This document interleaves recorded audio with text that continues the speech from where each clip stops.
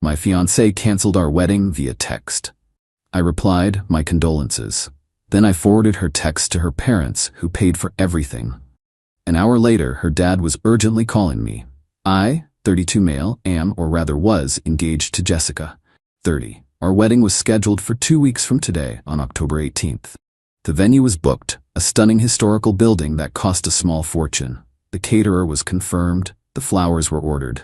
Her dress, a custom-made confection of lace, and what I now understand was pure entitlement, was paid for and awaiting its debut. And the financiers of this grand production? Her parents, Richard and Susan Vance. Richard, in particular, was immensely proud of the affair, treating it less like a wedding and more like a corporate merger where he was acquiring a son-in-law he deemed stable.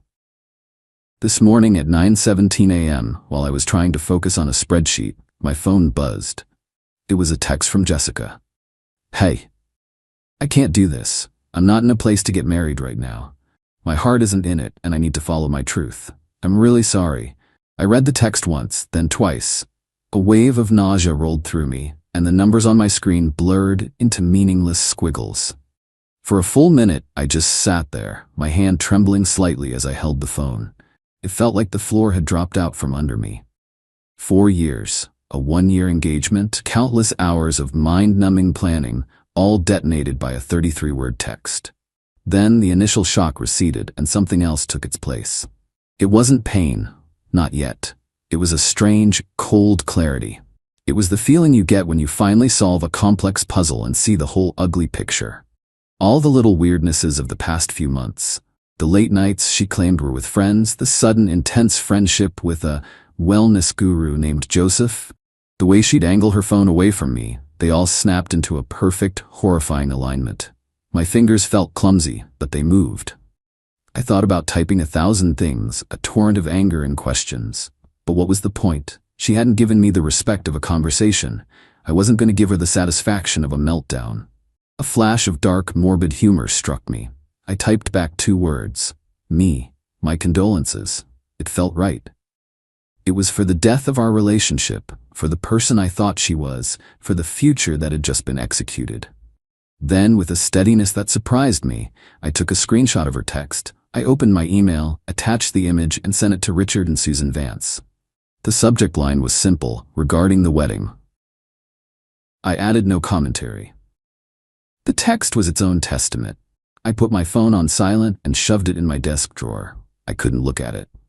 I spent the next hour pretending to work, my mind a blank, roaring void. The chaos was coming, but I had simply rerouted the storm to its source. When I finally pulled my phone out an hour later, it was a war zone. 12 missed calls from Jessica, 7 from Susan, and 1, the most recent one, from Richard.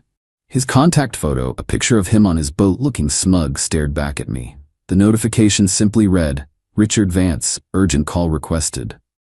I took a deep breath, let it out slowly, and knew I had to wait. I couldn't take that call in my office. I needed to be on my own ground before facing the man who cared more about his deposits than my dignity. Update 1 3 days later. Thank you for the comments and DMs. It's validating to know I'm not crazy. Many of you asked about the call with Richard. I waited until I was home that evening, after giving myself hours to let the adrenaline subside and think clearly. I needed every ounce of composure I could muster. I poured a whiskey and hit dial. He picked up before the first ring finished. Thomas, he barked. It wasn't a greeting, it was an accusation. Richard, I replied, my voice steady. I got your email. What the hell is this? Is this some kind of joke? I wish it were, I said calmly. I received that text from Jessica at 9:17 a.m. That's the entirety of what I know. There was a muffled sound, and then Susan's piercing voice came through the speaker. Thomas, darling? What is he talking about? Jessica said you two had a little tiff. She's just got cold feet. All brides get it. You're the steady one, Thomas. You need to fix this. You need to fix this. The phrase echoed in my head. The sheer audacity of it. I, the recipient of the breakup text, was now tasked with being the emotional janitor for their social catastrophe. Susan, I said, a distinct chill entering my tone. A tiff is an argument over where to get dinner. This was a termination. Your daughter ended our engagement. There is nothing for me to fix. Richard cut back in, his voice a low growl of controlled fury. "We have over $150,000 sunk into this event, Thomas. $150,000. The venue is non-refundable. The caterer has a cancellation clause that will gut us. This is not a cold feet situation we can just brush off." The conversation orbited entirely around the money, the contracts, the social embarrassment. Not one "are you okay?" Not a shred of sympathy. I was just a faulty component in their elaborate machine. "That sounds like a conversation you need to have with your daughter," I stated. "She's the one who breached the agreement with me, and by extension, with you." Before they could unload another volley of blame, my other line beeped. It was Jessica. A wave of anger, hot and sharp, finally pierced my calm. I said, "I have to go," and hung up on the Vances. I stared at Jessica's name on the screen and hit ignore. So hard I thought the glass might crack. A moment later, the text started. "You told my parents? You went behind my back and tried to turn them against me. You know how my dad is. This is exactly why I couldn't marry you. You're so manipulative and vindictive. You need to call them right now and tell them you overreacted and we're working through it. My dad is threatening to cut me off. This is your fault." It was breathtaking. The complete and total abdication of responsibility. I didn't reply. Instead, I walked into my home office. On the corner of my desk was a heavy, polished wooden box. Inside, nestled in velvet, was the custom-made chronograph watch I had bought for Richard. It was a beautiful piece, subtly engraved on the back. "Richard, thank you for welcoming me into the family. Thomas. October 18, 2025. The wedding date. Our wedding date." I closed the box. I felt the first real pang of grief, not for the Jessica who sent that text, but for the woman I thought I was marrying, for the family I thought I was joining, for the future that was now just a ghost. I spent the next few days in a fog, methodically canceling my arrangements, informing my family, and trying to keep my head above water. The real trouble, I would soon find out, was just beginning. Update 2. The past week has been an education in audacity. The Vances, having failed to guilt me into fixing their problem, moved on to asset recovery. I received an email from Susan stating that since the wedding was off, I was morally and legally obligated to return Jessica's engagement ring. She helpfully suggested it could help offset some of the catastrophic losses they were incurring. They wanted me to return the $22,000 ring I paid for so they could pawn it. I replied with a link to our state's laws on conditional gifts and a simple message: "The ring is my property. Consider the matter closed." Of course, they didn't. Jessica began a smear campaign. I started getting tentative calls from mutual friends. The story she was spinning was that I had become controlling and emotionally distant, that I was suffocating her. Joseph, the guru, was now the heroic friend who helped her find the strength to leave. I wanted to scream, but instead, I consulted a lawyer. Not for a lawsuit, but for strategy. I explained the whole situation, the text, the money, the lease on our apartment, which is primarily in her name, and the smear campaign. His advice was grim but empowering. "You're in a war," he said. "The goal isn't to win, it's to extract yourself with the least possible damage. Document everything. Communicate only in writing. And protect your assets." Armed with this, I handled the friends issue.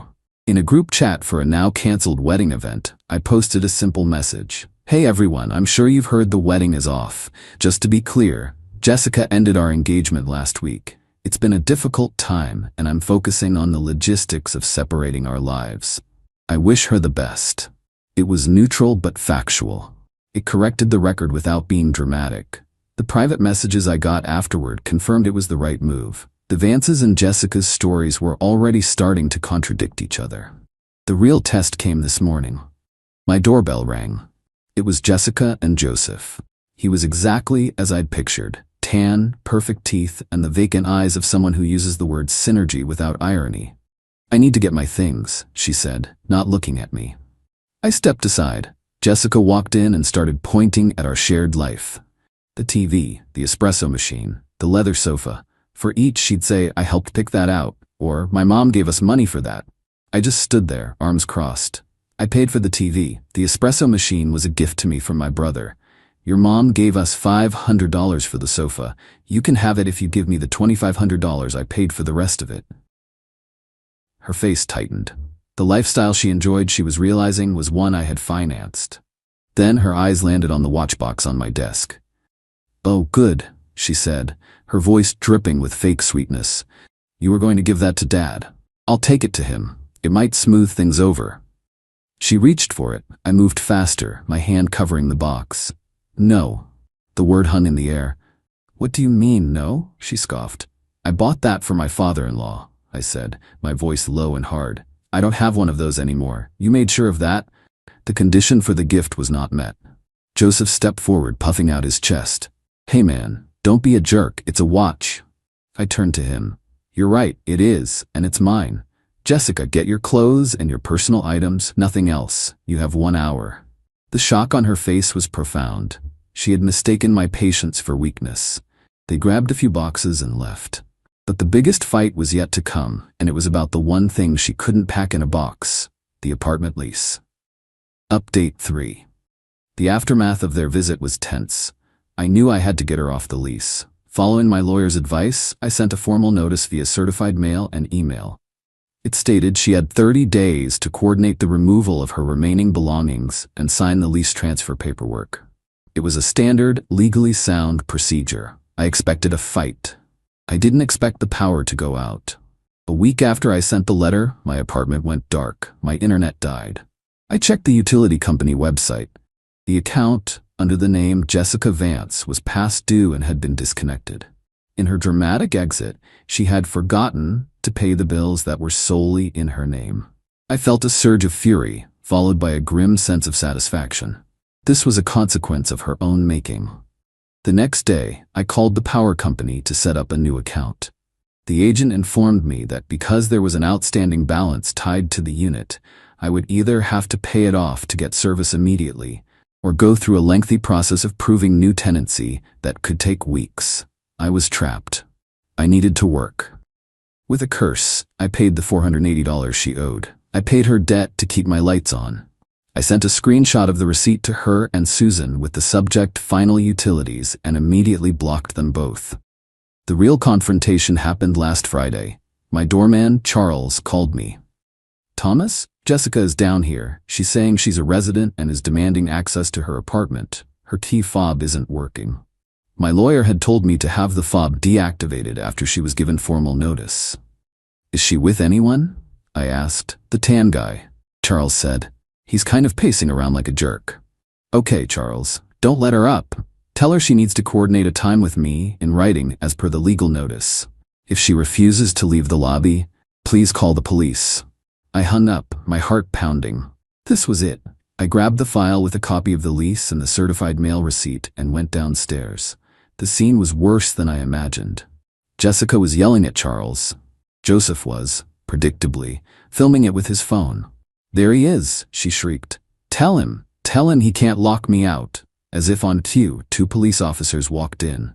Jessica immediately turned her performance on them. "Thank God. He's illegally evicted me. He cut off my power and he's holding my things hostage." When she was done, one of the officers, a tired-looking man who had clearly seen it all, looked at me. "Sir, what's going on?" I didn't open with my evidence. I just looked at Jessica. "Jessica, you left. You abandoned the apartment. I sent you a legal notice to arrange a time to get your things. You haven't. Instead, you show up and cause a scene." To the officer, I said, "This is a civil dispute. She is the primary on the lease, but she has moved out. I have given her formal notice to collect her property. She's refusing to follow the procedure." I held up the folder. "I have all the documentation." The officer sighed, not even looking at my folder. "Ma'am, is it true you are no longer living here?" Well, I'm staying with a friend. He forced me out," she sputtered. "Okay," the officer said, his patience gone. "This is a civil matter. We don't get involved in lease disputes, but what you're doing right now is causing a disturbance. You need to leave the property. You can take him to court if you want, but you can't stand here and scream at people. Leave now, or you can be cited for disorderly conduct." The defeat on her face was absolute. It wasn't a clean victory for me, just a messy, public airing of our drama. But it was enough. Joseph had stopped filming. They turned and left. As I walked back to the elevator, Charles gave me a sympathetic nod. Sorry, man. It's not your fault, Charles, I said. Thanks for handling it. The battle was over, but the war wasn't. She still had to get her things, and I had a feeling the final act was going to be pathetic. Final update. It's been a while. The 30-day clock ran out. On the final day, I got a terse email from a lawyer she had clearly scraped together the money to hire. It arranged a time for her to retrieve her personal effects and included a signed copy of the lease transfer she had folded. The moving day was a sad, quiet affair. No Joseph. Just Jessica and 2 movers. She wouldn't look at me. She just walked through the apartment, pointing at the boxes I had neatly packed, her face a mask of stone-cold resentment. The whole thing took less than an hour. As the movers carried out a hideous floor lamp she loved, its cord snagged and the ceramic base cracked. Jessica flinched, and a small, almost inaudible sound escaped her lips. It was the only emotion she showed, and then she was gone. The silence that followed was the cleanest sound I've ever heard. The story doesn't end there, but I've had to piece together the rest of it from fragments. There was no single source, no satisfying intelligence report. Life isn't that neat. I heard from a mutual friend who works in event planning that Richard Vance had gone on a rampage, calling every vendor, threatening lawsuits and bad reviews. But contracts are contracts. The friend estimated their losses were well into 6 figures. The primary loss, though, wasn't financial. It was the humiliation. I ran into another old friend at the grocery store. It was awkward. But after a few minutes, she hesitantly told me that Jessica and Joseph had a massive, public breakup. The rumor was that once her father's financial support was cut, Joseph's interest in her vibrational energy plummeted. He was gone within a month. The final piece came from a venomous email Susan sent me after I forwarded the final paid-off utility bill. It was a rambling, blame-filled tirade that, between the lines, painted a picture of a family in turmoil. A furious husband, a distraught daughter, and her in the middle, blaming me for the entire disaster. As for me, I'm doing okay. The first month was about anger and logistics. The second was about processing the grief. Not for Jessica, but for the lie I had been living. I grieved for the fool I had been. Some nights, the sheer audacity of her betrayal still hits me, and I feel that old, hot anger. But then I wake up in my quiet apartment, an apartment that is now truly mine, and I feel a profound sense of peace. I sold the engagement ring. I used the money to pay off the last of the wedding-related debts I'd incurred and put the rest away. It felt like closing a bad account. And the watch? The custom chronograph for Richard? It's still in its box, tucked away in my safe. For a while I thought about selling it, but I haven't. It's not a trophy. It's just a reminder. A reminder that my instincts were trying to tell me something for months. A reminder that my calm, methodical response wasn't about revenge. It was about survival. It's a monument to the most expensive bullet I ever dodged. Thank you all for listening. It's time to log off and go live the life that's actually waiting for me.